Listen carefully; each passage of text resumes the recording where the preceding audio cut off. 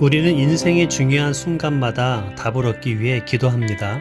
진로를 고민할 때 자녀의 앞날을 위해 인생의 전환점을 앞두고 간절히 하나님께 엎드립니다. 그런데 정작 그런 중요한 일들에 대한 응답이 기도나 종교적 행위를 통해서가 아니라 전혀 생각하지 못한 평범한 일상 가운데 응답으로 다가오는 경우가 있습니다. 창세기 18장의 아브라함의 이야기가 그렇습니다. 어느 날 아브라함은 뜨거운 대낮에 장막문 앞에서 쉬고 있다가 지나가는 3명의 나그네를 집으로 들여 정성을 다해 대접합니다.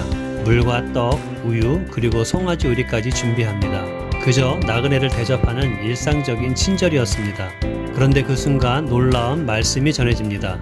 내년 이맘때 네 아내 사라가 아들을 낳으리라. 이 말씀은 아브라함이 24년간 기다려온 약속의 성취이며 그 인생 전체를 걸고 붙들어온 비전에 대한 응답이었습니다.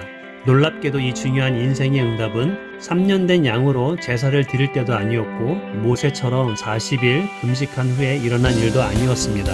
그저 지나가던 나그네에게 따뜻한 밥 한 끼 대접한 그 자리에서 나그네의 입을 통해서 하나님의 응답을 주셨습니다. 그뿐만이 아닙니다.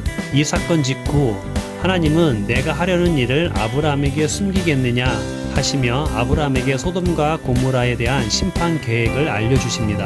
아브라함은 모세처럼 하나님과 대면하여 하나님의 마음을 함께 나누는 그러한 일이 일어난 것입니다. 이 말씀을 듣고 아브라함은 소돔과 고모라의 멸망을 안타까워하며 의인 50명에서 10명까지 숫자를 줄이며 소돔과 고모라를 위한 중보 기도자로 서게 됩니다. 한낮 나그네 대접으로 시작된 하루가 24년의 문제가 해결되고 하나님과 대면하여 중보하는 사역을 하게 된 것입니다.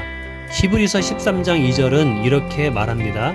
손님 대접하기를 잊지 말라. 이로써 부지 중에 천사들을 대접한 이들이 있었느니라. 하나님께서 허락하신 나의 평범한 일상 속에서 부지 중에 아브라함처럼 하나님을 만나는 일이 일어나고 내 인생에 중요한 응답이 있을 수 있다는 것을 알았으면 좋겠습니다. 그리고 이러한 평범함이 이 시대를 향한 하나님의 사역에 동역하는 순간이 될 수도 있음을 기억하며 감사함으로 하루의 일상을 살아가는 것은 어떨까요?